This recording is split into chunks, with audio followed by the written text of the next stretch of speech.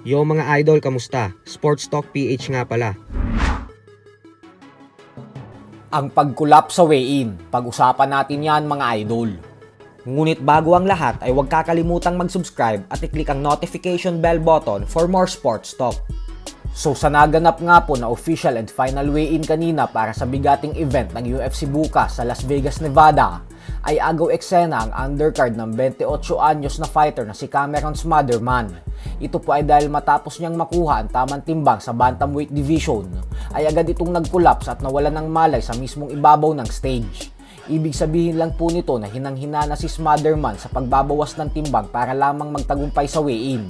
Agad naman po itong isinugod sa ospital at dahil po dito ay agad nagdesisyon ng UFC na ikansela na lamang ang laban niya bukas. Hindi na po bago ang mga ganitong klaseng pangyayari sa mga fighters na nagbabawas ng timbang para sa weigh-in. Napakadelikado po kasi talaga ng pagbawas ng malaking timbang sa napakaikling panahon. Kaya napakahalaga po talaga ng may conditioning coach sa kampo ng isang fighter.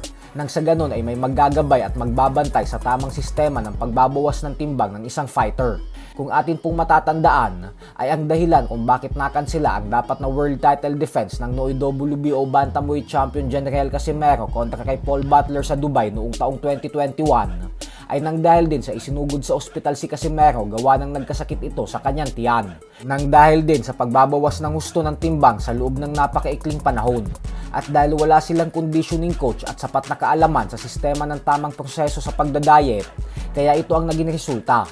Bagay na hindi nangyari kay Cuadro Alas noong panahon na may conditioning trainer pa siya sa kampo niya habang nasa ilalim siya ng MP Promotions.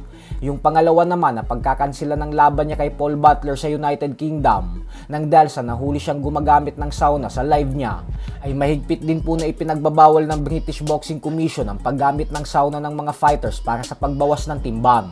Kasi delikado daw ito sa utak ng fighter kapag natamaan na ito ng suntok sa gabi ng laban. Sa kabilang banda naman mga idol ay para nga po sa mga hindi nakakaalam ay nakatakdang lumaban ang bata ni Floyd Mayweather Jr. na si undefeated prospect Ermel Moton sa event ni Manny Pacquiao sa February 28 sa ilalim ng MP Promotions, kung saan makikita din nating lumaban sa ikalawang pagkakataon sa professional boxing ang anak ng ating pambansang kamao na si Jimwell Pacquiao. At sa pinost nga po na footage ng Viva Promotions na sparring session ni Moton ay agaw eksena dito ang ginawang pag-knockdown ni Moton sa sparring partner niya sa pamamagitan ng isang solidong uppercut. Sa edad lamang na 19 anyos ni Moton ay may napakalinis itong undefeated record na 8 wins with 6 knockouts at walang talo.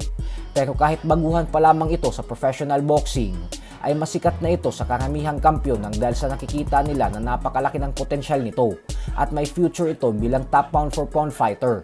So hanggang dito na lang po muna tayo mga idol. Sports Talk PH, kakaiba ang laban ng mga Pinoy. Lakas at dedikasyon ng armas ng tinuon. Kamaong nagbabaga, ang sayo ay babaon. Mga Pinoy